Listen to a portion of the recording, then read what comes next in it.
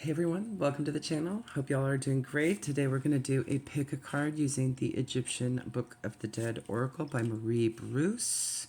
I'm just going to go ahead and lay out the cards here. Card 1, Card 2, and Card 3 with corresponding candle colors if that helps you out. There we go. All right. Feel free to pause the video and focus on the options ahead. Feel it and see it in your mind's eye, which one's called to you. Messages may also come listening with any of your clairs and may indicate past, present, or future energies. Whichever and whatever order calls to you has your message, insight, or confirmation at this time. I'll give you a moment to pause, and we'll get started. All right, if you pick card number 1, you have card number 27, which breaks down to a 9 with burial. The key ideas on this card are overwhelmed, anxious, and snowed under. The burial rites of the ancient Egyptians went on for quite a long period of time.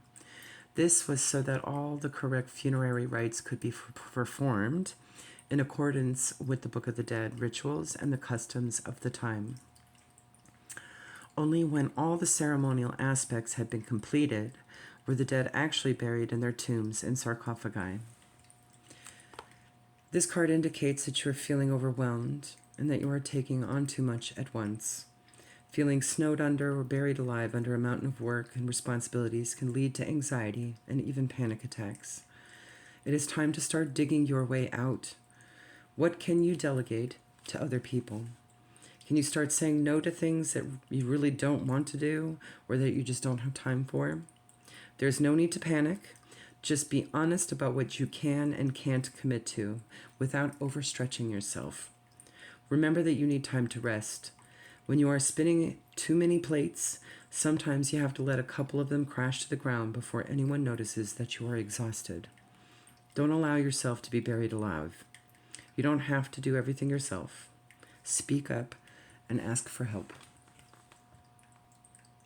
If you chose card number 2,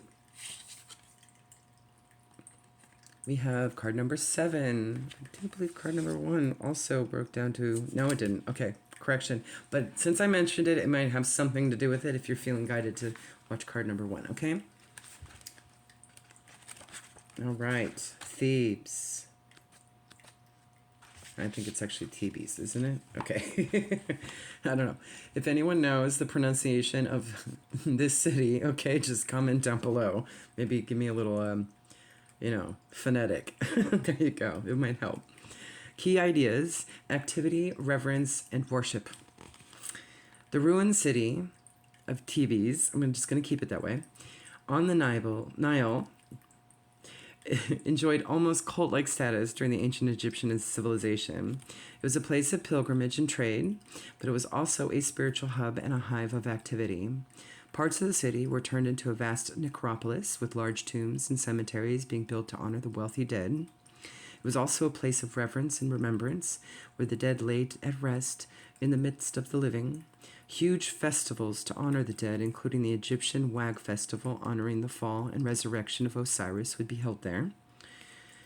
When this card shows up in your reading, it suggests that a time of great activity and productivity is about to begin. At the same time, it cautions you not to forget the importance of worship and reverence, honoring your spirituality in the way that seems most fitting to you.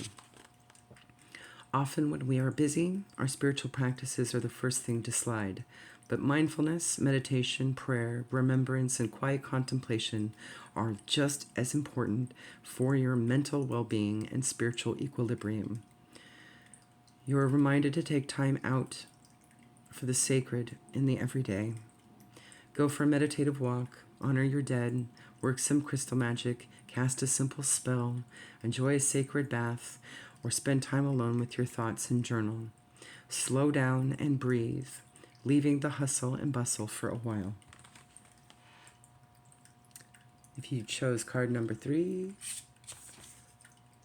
you have number 38, which breaks down to an 11 and a 2.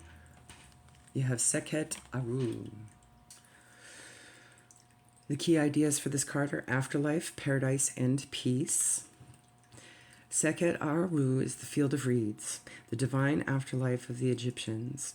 Once all the gates and realms of the Duat have been crossed and judgment of Ma'at and Anubis have been passed, then the worthy dead would pass into Seket Aru as an immortal and at one with the gods. This was the ultimate goal of the Egyptians, to rest easy in the field of reeds and enjoy their hard-won immortality. Arrival here didn't come easily, so the reward was all the sweeter for the trails endured in Duat. This card indicates that you will soon arrive at a place of peace and rest.